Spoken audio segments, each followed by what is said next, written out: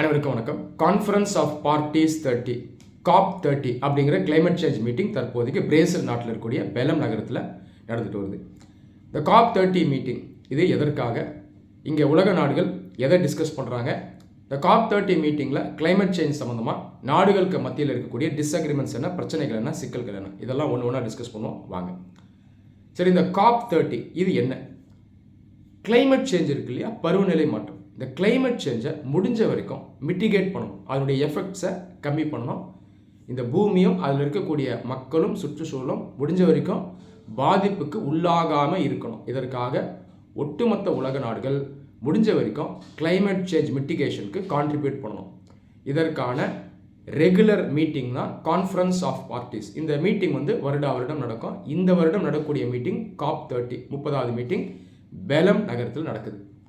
சரி, இந்த காப் 30 மீட்டிங் ஒரு அக்ரிமெண்ட் கீழே தான் நடந்துட்டு வருது. அந்த அக்ரிமெண்ட் என்னன்னு பார்த்தீங்கன்னா UNFCCC. இது ஒரு இன்டர்நேஷ்னல் ட்ரீட்டிங்கிறது ஒரு உடன்படிக்கை. இந்த UNFCCC கீழே தான் இந்த மீட்டிங்ஸை கண்டக்ட் பண்ணுறாங்க. அல்லாமல் UNFCCC இருக்கு இல்லையா, இதற்கு கீழே ஏற்கனவே சில உடன்படிக்கைகள் சைன் பண்ணப்பட்டிருக்கு. உதாரணத்துக்கு கியோட்டோ புரோட்டோகால் அப்படிங்கிறது ஒரு முக்கியமான உடன்படிக்கை. அதற்கப்புறம் பாரிஸ் அக்ரிமெண்ட் 2015 இந்த உடன்படிக்கை வந்துச்சு. பாரிஸ் அக்ரிமெண்ட் 2015 தான் ரொம்ப முக்கியமான உடன்படிக்கை. இது ஒரு பைண்டிங் அக்ரிமெண்ட். பைண்டிங் அக்ரிமெண்ட்னா அந்த உடன்படிக்கை என்னெல்லாம் சொல்லுதோ அதெல்லாம் அந்த கண்ட்ரிஸ் கண்டிப்பாக ஃபாலோ பண்ணணும். பாரிஸ் அக்ரிமெண்ட் பொறுத்த வரைக்கும் ப்ராடாக அது என்ன சொல்லுதோ அதை எல்லாரும் ஃபாலோ பண்ணணும். ஆனால் எல்லா ரூல்ஸையும் ஃபாலோ பண்ணணும் அப்படிங்கிற அவசியம் இல்லை. பாரிஸ் அக்ரிமெண்ட் என்ன டார்கெட் வச்சுருக்கு அப்படின்னா, இந்த குளோபல் வார்மிங் இருக்குது பார்த்தீங்களா, ரைஸ் இன் டெம்பரேச்சர், அதை முடிஞ்ச வரைக்கும் நம்ம 2 டிகிரி செல்சியஸ்க்கு மேலே போக விடக்கூடாது. ப்ரீ இண்டஸ்ட்ரியல் லெவலை கம்பேர் பண்ணும்போது இண்டஸ்ட்ரியலைசேஷன் ஆச்சு இல்லையா, அதுலேருந்து பார்த்தீங்கன்னா இன்னைக்கு வரைக்கும் 2 டிகிரி செல்சியஸ்க்கு மேலே அந்த வெப்பமயமாக்கல் போயிடக்கூடாது.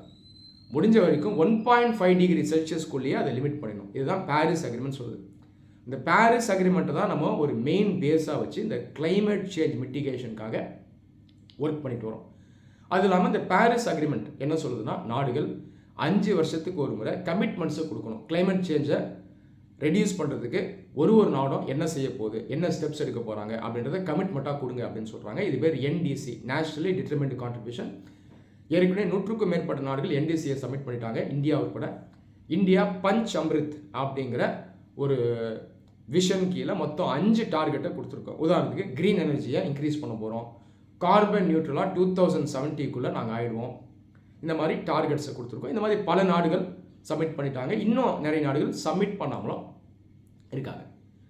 இந்த கிளைமேட் சேஞ்ச் மிட்டிகேஷன் அப்படின்னு வரும்போது சில பிரச்சனைகள், சிக்கல்கள், சில முரண்பாடுகள் இருக்குது. முக்கியமான பிரச்சனை என்னன்னு பார்த்தீங்கன்னா, இந்த டெவலப்பிங் கண்ட்ரிஸ் இருக்கு இல்லையா, வளர்ந்து வரக்கூடிய நாடுகள், India, China, Pakistan, Brazil, Mexico, இந்த மாதிரி நாடுகள். இந்த நாடுகளில் தான் ஜனத்தொகை அதிகம். அது இல்லாமல் இவங்க டெவலப்பிங்காக இருக்கிறதுனால இவங்க இப்போ தான் அவங்களுடைய இண்டஸ்ட்ரியை டெவலப் பண்ணுறாங்க. நேச்சுரலாக மக்களுக்கு தேவைகளும் அதிகமாக இருக்கும். இந்த நாடுகள் தான் அதிகமாக எமிட் பண்ணுறாங்க, கார்பன் போன்ற கேஸை எமிட் பண்ணுறாங்க. Carbon di oxide, carbon monoxide, methane, இதெல்லாம் க்ரீன் ஹவுஸ் கேஸஸ்ன்னு சொல்லுவாங்க. இந்த கேஸஸ் என்ன பண்ணணும்னா இந்த வெப்பத்தை அதிகப்படுத்தும். குளோபல் வார்மிங் அப்படின்ற கான்செப்டுக்கு மெயினாக கான்ட்ரிபியூட் பண்ணுறது இந்த கேஸஸ் தான். அந்த காலத்துலேருந்தே இந்த க்ரீன் ஹவுஸ் கேஸஸ் இருக்குது, நேச்சுரலாகவே அது எமிட் ஆகும். ஆனாலும் இண்டஸ்ட்ரியலைசேஷனால் இன்றைக்கி இந்த க்ரீன் ஹவுஸ் கேஸஸ் அதிகமாக எமிட் ஆகுது. இது குளோபல் வார்மிங்கை இன்க்ரீஸ் பண்ணுறதுனால இது ஓவராலாக கிளைமேட் சேஞ்சுக்கு கான்ட்ரிபியூட் பண்ணுது. அப்போ இந்த க்ரீன் ஹவுஸ் கேஸஸ் இருக்குது பார்த்தீங்களா, இதை முடிஞ்ச வரைக்கும் நம்ம குறைக்கணும். டெவலப்டு கண்ட்ரிஸ், வளர்ந்த நாடுகள், America, Germany, France, Japan, UK போன்ற நாடுகள் இந்த டெவலப்பிங் கண்ட்ரிஸ் கிட்ட என்ன சொல்கிறாங்கன்னா, உங்ககிட்ட தான் ஜனத்தொகை அதிகமாக இருக்குது, நீங்கள் தான் இப்போ உற்பத்தியை அதிகம் பண்ணிட்டு வரீங்க, நீங்கள் எமிஷனை குறைங்க, நீங்கள் டார்கெட்ஸை கொடுங்க அப்படின்னு அவங்க சொல்கிறாங்க. ஆனால் டெவலப்பிங் கண்ட்ரிஸ் நாம் என்ன சொல்கிறோம்னா, ஓகே எங்ககிட்ட ஜனத்தொகை அதிகமாக இருக்குது, ஆனாலும் பெர் கேபிட்டா பேஸில் நீங்கள் தான் அதிகமாக எமிட் பண்ணுறீங்க அப்படின்னு நாம் சொல்கிறோம். பெர் கேபிட்டானா தனிநபர் வச்சு பார்க்கும்போது அந்த வளர்ந்த நாடுகள், பணக்கார நாடுகள் தானே அதிகம் எமிட் பண்ணுறாங்க. நீங்கள் அமெரிக்கா எடுத்துங்க, ஒரே நபர் பார்த்தீங்கன்னா ஒரு பெரிய காரை யூஸ் பண்ணுவார். ஆனால் இந்தியாவிலலாம் அப்படி கிடையாது. நம்ம பப்ளிக் டிரான்ஸ்போர்ட்டை யூஸ் பண்ணுவோம், ட்ரெயின், பஸ்ஸெலாம் யூஸ் பண்ணுவோம். அது இல்லாமல் அவங்க நிறைய லக்ஸுரிஸை யூஸ் பண்ணுவாங்க, AC இதெல்லாம் அதிகமாக யூஸ் பண்ணுவாங்க. அப்போ தனிநபர்னு வரும்போது இந்த டெவலப்டு வேர்ல்டு தான் அதிகமாக எமிட் பண்ணுறீங்க. அது இல்லாமல் பல நூற்றாண்டுகளாக இந்த டெவலப்பிங் கண்ட்ரீஸாக இன்றைக்கி இருக்கக்கூடிய நாங்கள் உங்களுடைய கண்ட்ரோலில் தான் இருந்தோம், உங்களுடைய இம்பீரியலிசம் கீழே இருந்தோம், எங்ககிட்ட இருந்து நீங்கள் வளங்கள் எடுத்துட்டீங்க, எங்களை ஆட்சி பண்ணுங்க, அதை வச்சு தான் நீங்கள் வளர்ந்தீங்க, இப்போ நீங்கள் தான் ஸ்டெப்ஸ் எடுக்கணும் அப்படின்னு நம்ம சொல்கிறோம். இந்த பெரிய கருத்து முரண்பாடு இந்த கிளைமேட் சேஞ்ச் மீட்டிங்கில் பார்த்தீங்கன்னா எப்பயுமே இருக்கும். அதனால தான் இந்தியா சைனா மத்தியிலலாம் ஜென்ரலாக பிரச்சனைகள் இருந்தாலும் இந்த கிளைமேட் சேஞ்ச் மீட்டிங் வரும்போது இந்த டெவலப்பிங் கண்ட்ரிஸ்லாம் நம்ம ஒன்று சேர்ந்துருவோம். India, China, Pakistan, Brazil, Iran, South Africa, Mexico, நம்ம எல்லாரும் பார்த்தீங்கன்னா ஒன்று சேர்ந்து இந்த டெவலப்டு கண்ட்ரிஸ் மேலே ப்ரெஷர் போடுவோம். டெவலப்டு கண்ட்ரிஸ் பொறுத்த வரைக்கும் ஒரு சில கான்ட்ரிபியூஷனாக அவங்க டெவலப்பிங் கண்ட்ரிஸ் பண்ணணும். ஃபஸ்ட்டு கான்ட்ரிபியூஷன் வந்து ஃபண்டிங், பணத்தை கொடுக்கணும். ஏன்னா நம்ம கையில் அவ்வளோ பணம் கிடையாது, அவங்க ஃபண்டிங் பண்ணணும். ஏற்கனவே ஒரு கமிட்மெண்ட்டை கொடுத்துருக்காங்க, $300 பில்லியன் இயர்லி 2035 வரைக்கும் ஃபண்டிங் பண்ணுவோன்னு அவங்க சொன்னாங்க. எப்போ சொன்னாங்கன்னா இதுக்கு முன்னாடி நடந்த காப் மீட்டிங்கில் சொன்னாங்க. பாக்கு, அசர்பைஜான் நடந்தது COP 29. ஆனால் அந்த $300 பில்லியன் அப்படிங்கிறது ஒரு பெரிய அமௌண்ட் கிடையாது, அது பத்தாது. ஸோ இதே ஒரு பிரச்சனையாக இருக்குது. இரண்டாவது டெக்னாலஜியும் அவங்க டெவலப்பிங் வேர்ல்டு கொடுக்கணும் இல்லையா? ஏன்னா நம்மளை எக்ஸ்ப்ளாய்ட் பண்ணி தான் அவங்க டெவலப் பண்ணாங்க. ஸோ அவங்க டெக்னாலஜியை நமக்கு தரணும். சிம்பிள் எக்ஸாம்பிள்ஸ் நீங்கள் எடுத்துட்டிங்கன்னா இண்டஸ்ட்ரியில் டெக்னாலஜி தேவை, எமிஷனை ரெடியூஸ் பண்ணுறதுக்கு. டிரான்ஸ்போர்ட் செக்டரில் நமக்கு டெக்னாலஜி தேவை. அப்போ அந்த டெக்னாலஜியும் கொடுங்க அப்படின்னு நம்ம அவங்ககிட்ட கேட்குறோம். ஆனால் ஃபண்டிங், டெக்னாலஜி ரெண்டுமே பார்த்திங்கன்னா அந்தளவுக்கு வரமாட்டுது. இப்போ இந்த காப் மீட்டிங்ஸில் நம்ம தொடர்ந்து இதை சுட்டி காட்டுவோம். அதே நேரத்தில் இந்த டெவலப்பிங் கண்ட்ரீஸ் மத்தியிலையும் சில பிரச்சனை இருக்குது. ஒரு சில டெவலப்பிங் கண்ட்ரீஸ் பார்த்திங்கன்னா எமிஷனை குறைக்கிறதுக்கு அவங்க அந்தளவுக்கு ரெடியாக இல்லை. LMDC அப்படிங்கிற ஒரு குரூப் பார்த்திங்கன்னா காப்குள்ளே செயல்படுது, like minded developing countries. Saudi Arabia போன்ற நாடுகள் இருக்காங்க. இவங்க என்ன சொல்கிறாங்கன்னா, நாங்கள் எமிஷனை குறைக்கிறோம், ஆனாலும் நாங்கள் டெவலப்பிங் கண்ட்ரீஸாக இருக்கோம், எங்களுக்கு மேற்கொண்டு டெவலப்மெண்ட் தேவை, இண்டஸ்ட்ரியை நாங்கள் வளர்க்கணும், நாங்கள் தொடர்ந்து ஃபாசில் ஃபியூல்ஸை கொஞ்சம் காலத்துக்கு யூஸ் பண்ணி தான் ஆகணும் அப்படின்னு சொல்கிறாங்க. ஃபாசில் ஃபியூல் அப்படிங்கிறது ஆயில், கேஸ், இதெல்லாம் கோல், இதெல்லாம். இதில் என்ன பிரச்சனைனா இந்த நாடுகள் வந்து ரொம்ப ஸ்டப்பனாக இருக்காங்க. இவங்க வந்து டைம் லைனை அவங்க வந்து ஃபிக்ஸ் பண்ணலை. நாங்கள் முடிஞ்ச வரைக்கும் இந்த ஃபாசில் ஃபியூலை யூஸ் பண்ணுவோம் அப்படின்னு சொல்கிறாங்க. இவங்க சொல்கிறது நியாயமா அப்படின்னு பார்த்தீங்கன்னா நியாயம்தான்.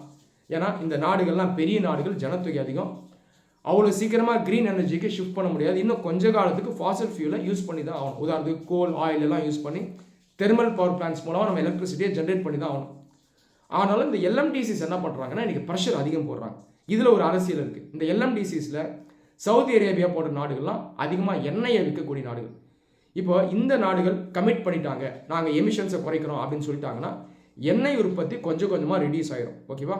அப்போ இந்த நாடுகளுக்கு வருவாய் குறையும். ஸோ இந்த ஒரு சிக்கலும் இருக்குது. இந்த LMDC நாடுகள் இந்த கிளைமேட் சேஞ்ச் மிட்டிகேஷன் கோல்ஸ்க்கு ஒரு சின்ன ரோட் பிளாக்காக இருக்காங்க. இன்னொரு பிரச்சனை என்ன அப்படின்னு பார்த்தீங்கன்னா,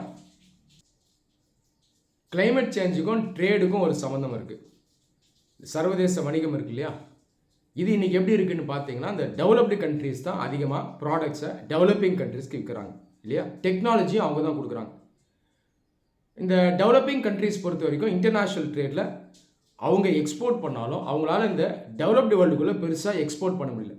அப்போ அந்த ட்ரேடே எப்படி இருக்குன்னா, டெவலப்டு கண்ட்ரீஸ் தான் மெயினாக ப்ராடக்ட்ஸை சேல்ஸ் பண்ணிட்டு வராங்க. இவங்க கையில் தான் டெக்னாலஜி இருக்குது. அப்போ இன்டர்நேஷ்னல் ட்ரேடே எப்படி இருக்குன்னா ஸ்கியூடாக இருக்குது, ஒரு பேலன்ஸ்டாக இல்லை.